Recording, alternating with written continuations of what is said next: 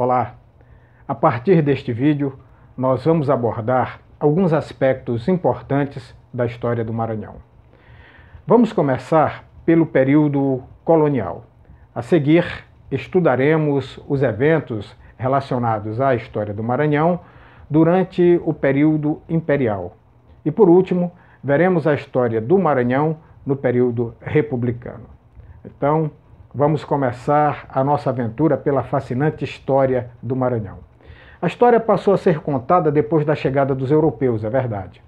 Mas antes deste advento, ela já existia. No século XVII, a população indígena no estado do Maranhão era formada por aproximadamente 250 mil pessoas. Faziam parte desta população em torno de 30 etnias diferentes. A maioria delas hoje, infelizmente, não existe mais. Povos indígenas como os Tupinambás, que habitavam o que hoje é a cidade de São Luís, os Tremembé, os Amanajó, os Barbado, os Araioses, os Capiecrã, os índios Caicazes, entre outros, foram simplesmente exterminados ou socialmente dissolvidos, tanto culturalmente quanto socialmente. Outras etnias existentes na época, como os Cricati, Canela, Tenenterrara, Guajajara, Gavião, continuam presentes até hoje. São notórias as causas do desaparecimento de cerca de 20 povos indígenas no Maranhão. As causas foram as guerras de expedição visando a escravização, as doenças importadas da Europa, a miscigenação forçada, a imposição de novos modelos culturais e formas de organização social. Os povos indígenas presentes no Maranhão hoje são distribuídos em dois grandes grupos, os Tupis-Guaranis e os Macro-G. Essa distribuição se dá com base na classificação linguístico-cultural que é utilizada para identificar e também para caracterizar as línguas e culturas indígenas presentes no Brasil. Seu número é estimado em pouco mais de 12,2 mil habitantes e os dois grandes grupos principais estão divididos em 16 grupos, sendo que 14 destes já vivem em áreas demarcadas pela FUNAI, a Fundação Nacional do Índio. Analisaremos agora qual a origem do nome Maranhão. Sobre a origem do nome Maranhão, existem diversas hipóteses correntes sobre esse fenômeno. Mas a teoria que hoje é mais aceita é que Maranhão era o nome dado ao rio Amazonas pelos nativos que habitavam a região antes da chegada dos europeus, ou que a origem do nome Maranhão tivesse alguma relação com o rio Marañón, no Peru. Porém, temos outros possíveis significados, alguns bastante simbólicos no imaginário popular, como grande mentira ou fuxico. Outra hipótese seria pelo fato do estado conter um grande emaranhado de rios. Também pode significar mar grande ou mar corrente. Então estas são as hipóteses para o nome Maranhão. Falamos agora sobre o início da colonização do atual estado do Maranhão. Bom, com o advento das capitanias hereditárias, em 1534, Dom João III divide a colônia portuguesa no Brasil em grandes lotes de terras, distribuídos a donatários, que eram geralmente membros da nobreza portuguesa, sendo o atual estado do Maranhão englobado em 4 dessas capitanias. Maranhão Lote 1, Maranhão Lote 2, que tinha também o Ceará e o Rio Grande do Norte.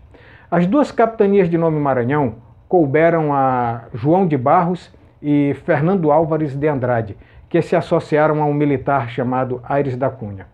Eles tentaram apossar-se dessa colônia através de um projeto de colonização desastrado, sem êxito, pois na tentativa de iniciar um projeto de ocupação do litoral das hoje terras maranhenses, toda a frota, composta por 10 navios, afundou em um naufrágio na bacia do Boqueirão, bem em frente à Ilha do Medo.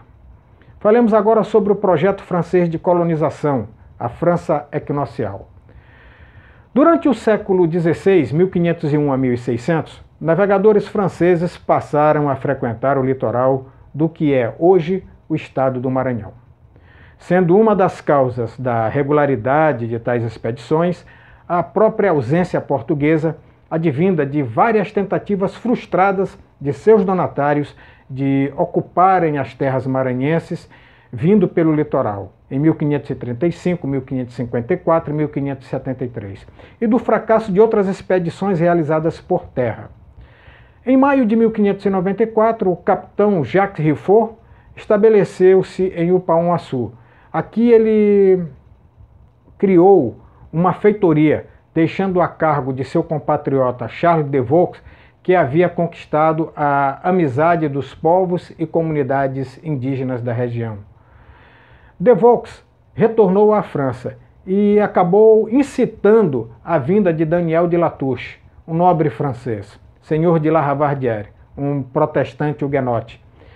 Ele foi mandado para cá por Henrique IV, rei da França, em uma expedição de reconhecimento do terreno. Apesar do assassinato do rei, ocorrido nesse meio tempo, por conta das lutas entre protestantes e católicos em meio à reforma protestante na França, Daniel de Latouche conseguiu com Maria de Médicis. Maria de Médicis era a rainha regente da França diante da incipiente idade do rei menino Luís XIII. Maria de Médicis concedeu a Daniel de Latouche autorização para estabelecer uma colônia ao sul do Equador, 50 léguas, ou seja, 250 quilômetros para cada lado do forte a ser construído. Nascia desta forma o projeto França Equinocial, 1612-1615. No ano de 1612, mais precisamente em 26 de julho, chega ao Maranhão a expedição francesa comandada por Daniel de Latouche e Jacques Riffaut. Essa expedição trouxe junto padres católicos da Ordem dos Capuchinhos franceses. Estes tinham a missão de catequizar as comunidades indígenas habitantes da região e assim espalhar a fé católica pelo Novo Mundo. Em 12 de agosto, tendo os franceses se estabelecido em São Luís, foi rezada a primeira missa e também erguida uma grande cruz. Iniciou-se ainda o estabelecimento de relações com os povos tupinambás e a exploração da região. Mas a manutenção do projeto colonial francês no Maranhão dependia cada vez mais de novos recursos materiais e humanos. Estes deveriam ser alocados junto à coroa francesa naquele momento. A 8 de setembro, solenemente, foi fundada a colônia, a França Equinocial. Iniciou-se ainda a construção do forte, ainda de madeira, chamado Forte de São Luís, em homenagem ao rei menino francês.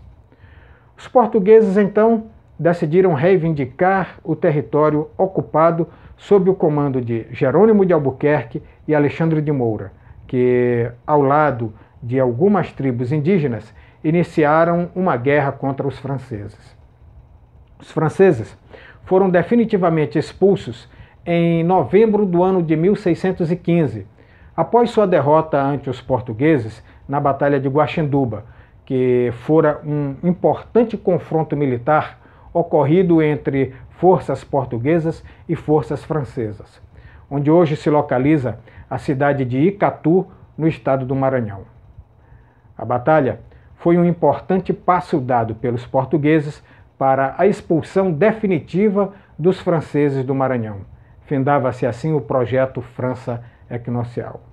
Falamos agora sobre as divisões político-administrativas. No ano de 1621, em meio ao contexto da União Ibérica, que foi a união entre Portugal e Espanha, sob a direção de um mesmo monarca espanhol, que perdurou de 1580 a 1640, a coroa portuguesa nomeou as divisões territoriais de Maranhão. É criado assim o estado do Maranhão ao norte, com capital em São Luís, abrangendo as capitanias do Pará, Maranhão e Ceará. E é criado também o estado do Brasil, ao sul, com a sua capital em Salvador, abrangendo as demais capitanias. A divisão objetivava a melhor defesa da costa marítima do país e o estabelecimento de um maior contato com a metrópole. Falemos agora sobre as invasões holandesas. Depois de terem invadido a maior parte do território do atual Nordeste brasileiro, os holandeses resolveram então invadir a região da capitania do Maranhão em 1641. Os holandeses desembarcaram em São Luís com 18 navios. Esses 18 navios transportavam em torno de 2.000 soldados. Eles eram comandados pelo almirante Jean Cornelison Lichard e o coronel Coin Anderson. Os holandeses desembarcaram na Praia do Desterro e tomaram a cidade de São Luís. Depois, consolidaram seu domínio, partindo para o interior, especialmente Tapuitapera, hoje Alcântara, e também para o Itapecuru, a região de mais intensa movimentação econômica. Os representantes da coroa lusitana, juntamente com os colonos locais, ainda tentaram esboçar uma reação. Porém, devido à fragilidade das defesas militares da ilha de São Luís, o então governador Bento Maciel Parente, impossibilitado, acabou se rendendo. Visando a expansão da indústria açucareira, com novas áreas de produção de cana-de-açúcar, os holandeses ainda se expandiram para o interior da capitania. Porém, os colonos locais, insatisfeitos, muito insatisfeitos com a presença holandesa, uma vez que, como forma de intimidação, os holandeses destruíram casas, queimaram igrejas, pois os holandeses eram protestantes enquanto os colonos eram católicos. Os holandeses botaram o terror, saquearam a cidade e os colonos assim iniciaram movimentos para a expulsão desses invasores em 1642. As lutas só terminaram em 1644, quando os holandeses foram definitivamente expulsos do Maranhão. Assim nós terminamos a nossa exposição de hoje. Convido vocês para o nosso próximo vídeo, onde continuaremos abordando a fascinante história do Maranhão. Grande abraço a todos e até o nosso próximo encontro.